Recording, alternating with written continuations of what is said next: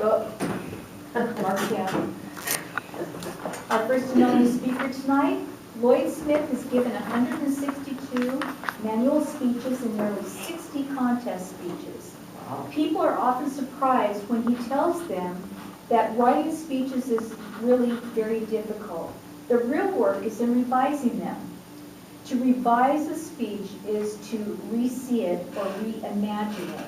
It involves understanding that works and what doesn't work, and then adjusting the speech to preserve the working parts and fix the non-working parts.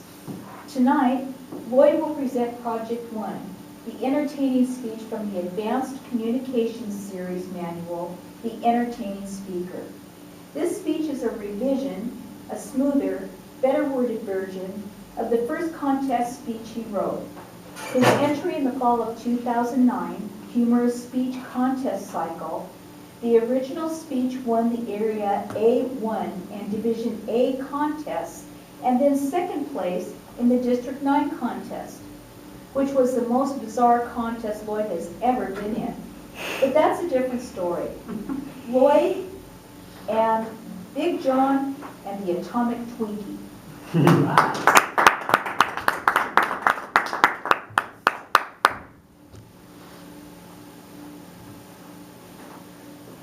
When the elevator door slid open, a great big guy in the hallway stuck out his hand and said, "Call me Big John."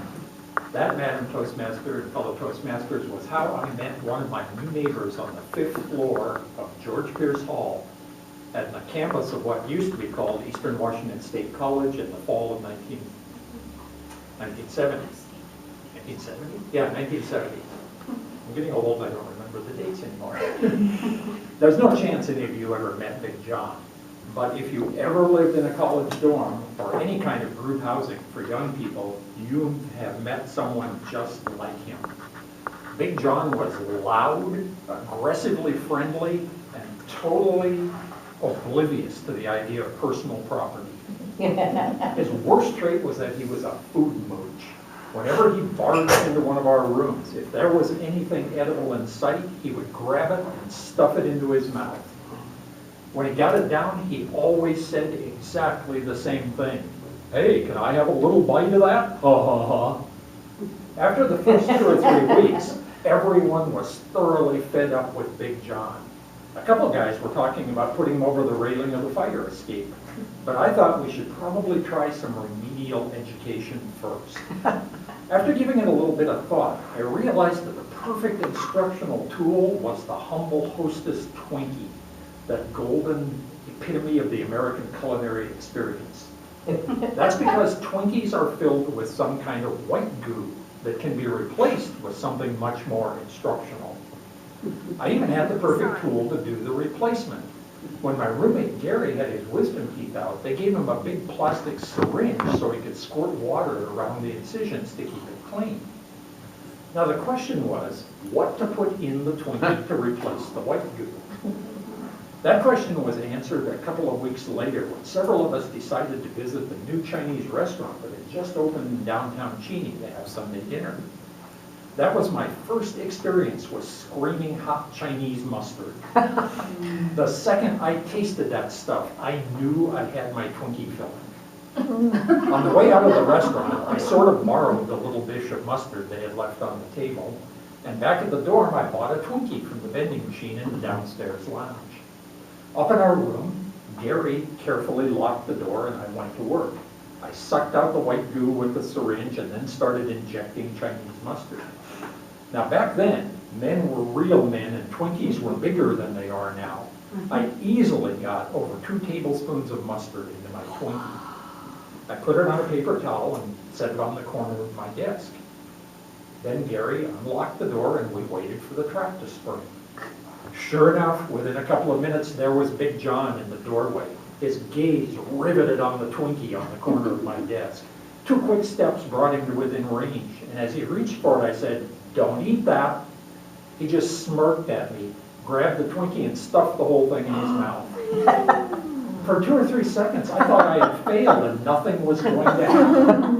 But then, he stopped chomping, his eyes bulged, and he began to turn red from the neck up, just like in a cartoon.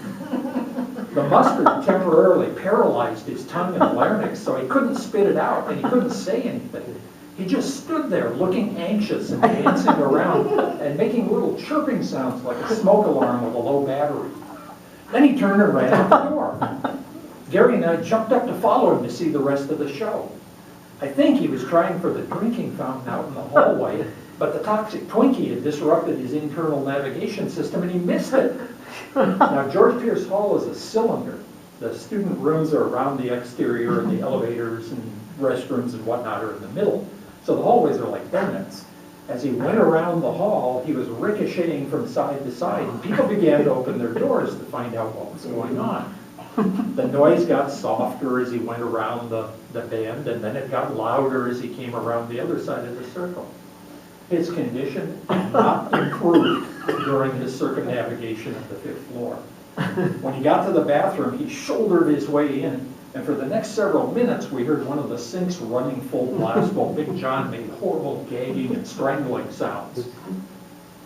Gary and I were in the hall talking to the crowd of people that had gathered and explaining what we had done when Big John came out of the bathroom. He was quite a sight. His hair was matted and wet.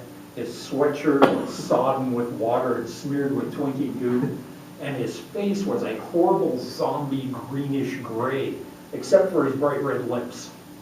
He still couldn't talk, but he pointed at me and said, "Oh, sure." Gary helpfully said, "Hey man, he told you not to eat it." And as the crowd laughed, Big John shouted something unintelligible but probably not complimentary and stomped off to his room. After that day, for some reason, Big John lost his trusting nature, and he never again ate anything in one of our rooms. At the end of the quarter, we lost Big John. He didn't die, he just moved up to the 11th floor. But by then, he had a new nickname that followed him for the rest of his days in George Pierce Hall. Big John had become the Twink.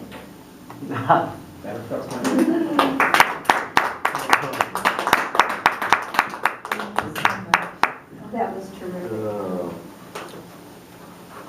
Lloyd, I apologize. I was so into your